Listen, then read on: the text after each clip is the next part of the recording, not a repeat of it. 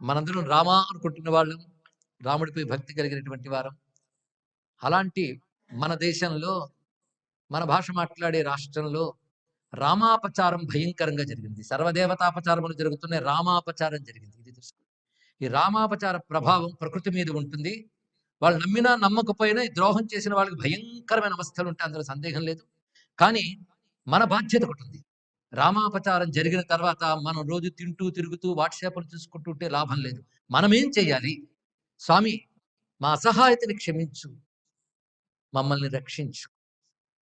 శ్రీరామ రక్ష అంటాం, ఇప్పుడు శ్రీరాముడికి రక్ష కావాలి. స్వామి, మా ఆలయాలు బాగుండాలి, నువ్వు బాగుండాలి, మా రామాపచారాన్ని మన్నించు అని మనం ప్రార్థించాలి. ఎవరు నిజమైన అపరాధం చేస్తూ ఉన్నటువంటి వారో వారిని శిక్షించాలి. హిందూ ధర్మం, సనాతన ధర్మం రక్షింపబడాలి, దేశం బాగుండాలి, అన్ని మతాలు క్షేమంగా పరస్పర అన్యోన్యంగా ఉండాలి. ఒక మతం మరొక మతాన్ని మార్చే ప్రయత్నం గాని, ఆక్రమించే ప్రయత్నం గాని, ఒక మతం మరొక మతాన్ని అవమానించి హేళన చేసి దూషించి హింసించి ధ్వంసం చేసే ప్రయత్నం గాని చెయ్యరాదు. అందుకే అందరి బుద్ధుల్ని బాగు చేయమని మనం ఈ అపచారం పోవడం కోసం, ఈ దోషం మనందరికీ అంటుతుంది.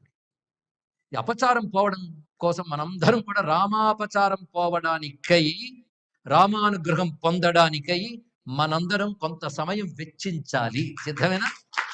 అదేం చేయాలి? ఇప్పుడు ఉపాయం చెప్పబోతున్నాం. రానున్నది సంక్రమణం, మకర సంక్రమణం, మహోత్తరమైన పుణ్యకాలం. ఆదిత్య హృదయ స్వరూపుడైన రామచంద్రమూర్తిని ఆ రోజు మనం సరిగ్గా 8:30 8:40 ఉత్తరాయణ పుణ్యకాల ప్రవేశం. అక్కడి నుంచి సుమారు 10:30 వరకు కూడా పుణ్యకాలం ఉంది. దయచేసి ఆ పుణ్యకాలంలో ప్రతివారు పావు గంట విడవకుండా శ్రీరామ జయ రామ జయ జయ రామ అనే మంత్రాన్ని జపించండి. ప్రతివారు చేయగలరు కదా? అయితే పద్ధతి ఏమిటి అంటే, శుచిగా భస్మరుద్రాక్షలు ధరించి ఎవరి సంప్రదాయం ప్రకారం వారు భూతితోనో తిలకంతోనో నుదుటిని ప్రకాశింపజేసుకుని, ఆ తర్వాత ఆసనం వేసుకుని ఆచమనం చేసి సూర్యునికి అభిముఖంగా కూర్చొనైనా నిల్చొని అయినా, నిల్చుంటే ఆసనం తీసి నిలబడండి, ఆసనం మీద నిలబడకండి. సూర్యునికి అభిముఖంగా 15 నిమిషాల పాటు విడవకుండా శ్రీరామ జయ రామ జయ జయ రామ చేస్తారా?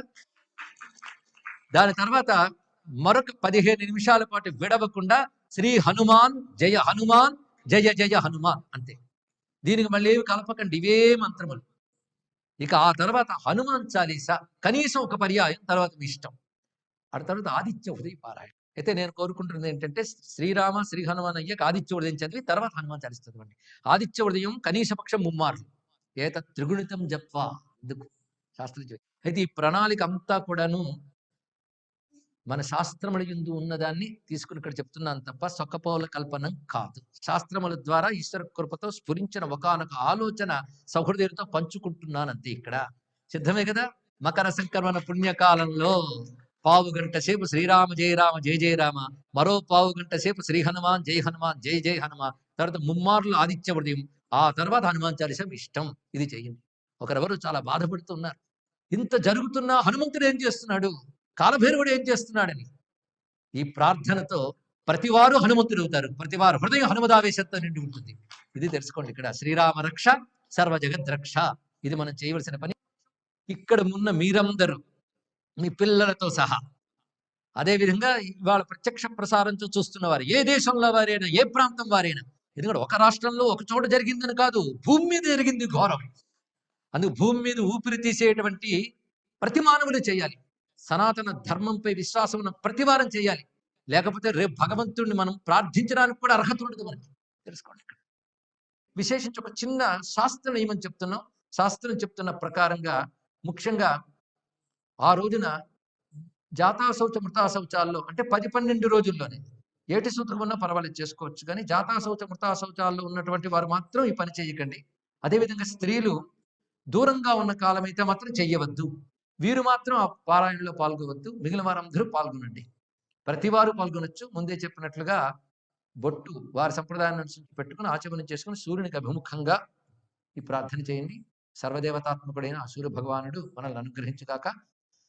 ఇది మీరందరూ సమ్మతించారు, ఆమోదించారని భావన చేస్తున్నాం. తప్పకుండా మకర సంక్రమణ పుణ్యకాలంలో మనం ఇది చేద్దాం. శ్రీరామ రక్ష మనకు లభిస్తుంది.